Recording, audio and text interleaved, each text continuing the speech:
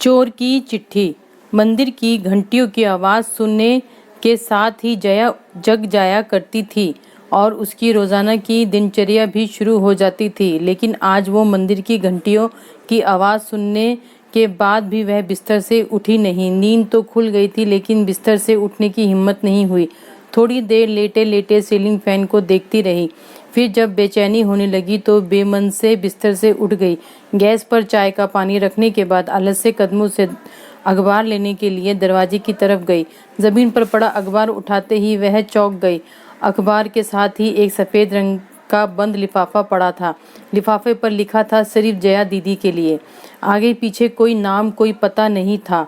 Post office की seal भी नहीं थी। इतना तो तय था कि कोई आदमी खुद यहाँ लिफाफा डालकर गया है, लेकिन कौन हो सकता है और क्यों रखा, इसी कश्मकश में जानने की इच्छा हुई और तुरंत लिफाफा खोलकर देखा। उसने चिट्ठी खोलकर पढ़ना शुरू किया। जया दीदी नमस्कार, मैं ही वो चोर हूँ जिसने एक हफ्ते पहले आपके घर की अलमारी से लाखों रुपए की नकद और सोने के गहने चुराए थे। जया को काटो तो खून नहीं। पहली लाइन पढ़ते ही जया का चेहरा गुस्से से लाल हो गया।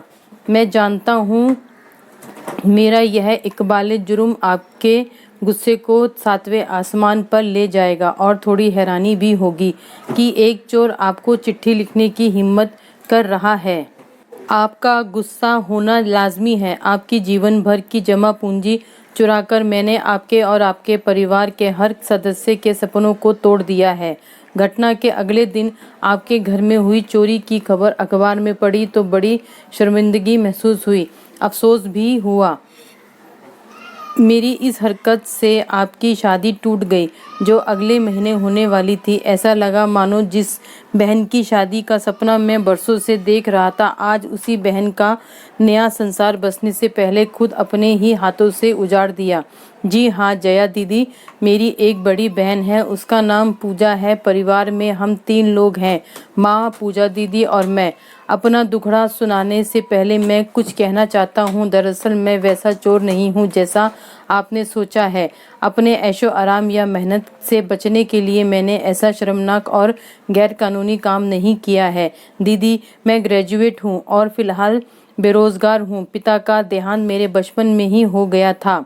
माँ ने घरों में काम करके हम दोनों भाई बहन को पढ़ाया लिखाया, अपने पैरों पर खड़ा किया और माँ के बलिदान व जुनून की बदौलत ही हम दोनों ग्रेजुएशन तक पढ़ाई कर पाए। फिलहाल किसी छोटी मोटी नौकरी की तलाश में हूँ, लेकिन काफ़ी चप्पलें घिसने के बाद भी नौकरी नहीं मिली है। बड़ी बहन की शादी की उम्र हो गई है। उसकी आंखों में शादी के सपने मुझे साफ नज़र आते हैं, लेकिन घर की आर्थिक स्थिति के कारण वह खामोश रहती है। मैंने और माँ ने बहुत कोशिश की किसी तरह यहाँ वहाँ से पैसा उधार लेकर पूजा दीदी की शादी कर दें, लेकिन हर जगह दहेज की डिमांड करते हैं और फिर हम जैसा कि मदद भी कौन करता है। बेटी की शादी न होने से माँ भी दुखी रहती है। माँ का दुख और बहन की घुटन मुझसे बर्दाश्त नहीं हुई। इसी वजह से मैंने चोरी जैसा घिनौना अपराध किया है।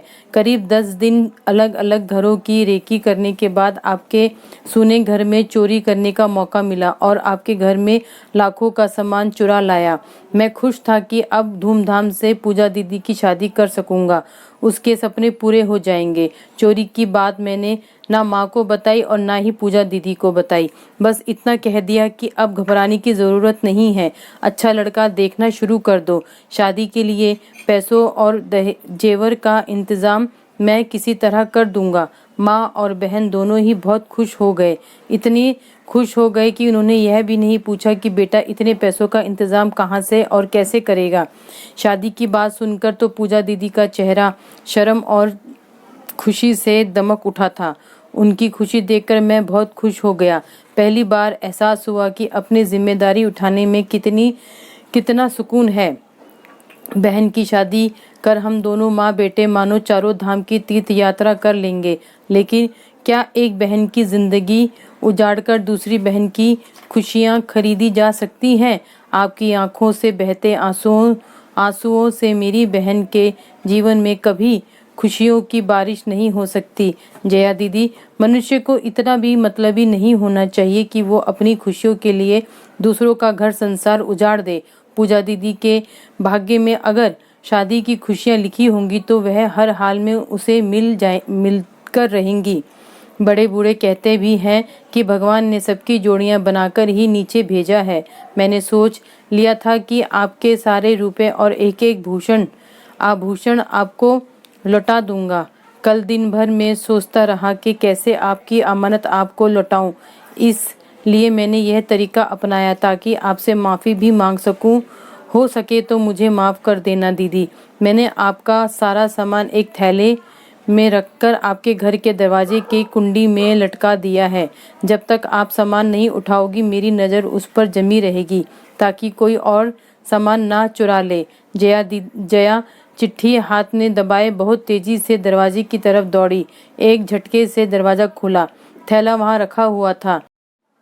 एकदम से बिस्तर पर पलट दिया। नोटों की सभी गड्डियां और एक एक जेवर सही सलामत थे। उसकी आंखों से आंसू और होठों पर मुस्कुराहट आ गई। जया ने सारे पैसे और जेवर अपने दोनों हाथों में समेटकर चेहरे से लगा लिए। फिर अचानक उसे चिट्ठी का ख्याल आया और एक बार फिर अचानक वह दरवाजे की ओर दौड़ी। दरवाजा खोलकर उसने चारों तरफ देखा। सूनी सड़क पर कोई नहीं दिखा। चिट्ठी अभी पूरी नहीं हुई थी।